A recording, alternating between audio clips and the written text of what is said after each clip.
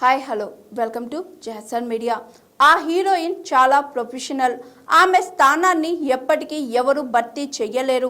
ప్రముఖ నటుడు సుమన్ తన సినీ జీవితంలోని అనేక ఆసక్తికరమైన అంశాలను, జ్ఞాపకాలను, ముఖ్యంగా దివంగత నటి సిల్క్ స్మిత గురించి తన అనుభవాలను పంచుకున్నారు. ఓ ఇంటర్వ్యూలో ఆయన తన కెరియర్లో సాధించిన సంగీత విజయాల గురించి మాట్లాడుతూ రాజ్కోటి సంగీత దర్శకత్వంలో తనకు చిరంజీవి గారికి అనేక హిట్లు వచ్చేవని గుర్తు చేసుకున్నారు.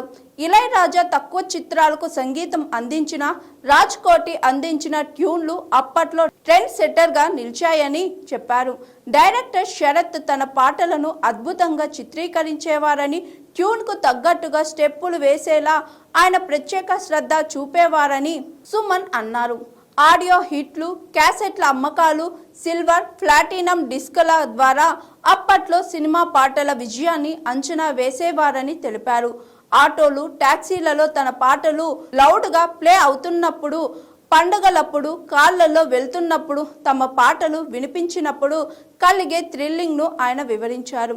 ఇప్పటికీ కొన్ని గ్రామాల్లో తన పాత పాటలు, ముఖ్యంగా బావా బావమర్ది చిత్రంలోని గజ్జగల్లుమన్నది పాట వినిపిస్తూ ఉంటుందని సుమన్ ఆనందం వ్యక్తం చేశారు. బావా బావమర్ది సినిమా అనుభవాలను పంచుకుంటూ కృష్ణంరాజు గారితో పనిచేయడం తనకు ఒక చిన్న భయాన్ని కలిగించినా ఆయన చాలా స్నేహపూర్వకంగా ఉండేవారని, సొంత తమ్ముళ్లా చూసుకునేవారని సుమన్ చెప్పారు. జయసుధ కూడా సీనియర్ అయినప్పటికీ చాలా డౌన్ టు ఎర్త్, సున్నితంగా వ్యవహరించేవారని పేర్కొన్నారు. ఆ సినిమాలో తన పాత్ర పేరు రాజు అని, ఆ సెంటిమెంట్ బాగా క్యారియాన్ అయ్యిందని, చాలా మంది తనను రాజు అని పిలిచేవారని గుర్తు చేసుకున్నారు. సిల్క్ స్మితతో తన అనుభవం గురించి మాట్లాడుతూ ఆమె ఒక అద్భుతమైన క్రమశిక్షణ కలిగిన ప్రొఫెషనల్ వ్యక్తి అని సుమన్ పేర్కొన్నారు. మేకప్, డ్రెస్సింగ్లో ఆమె అద్భుతమైన అభిరుచి ఉన్న మనిషి. తన దుస్తులను తనే స్వయంగా ఎంచుకునేవారని వెల్లడించారు.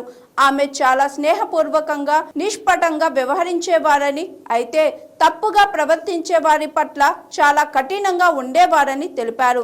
తాను ఎల్లప్పుడూ ప్రొఫెషనల్గా ఉండి ఆమెను గౌరవించడం వల్ల తమ మధ్య మంచి స్నేహం ఉండేదని సుమన్ వివరించారు.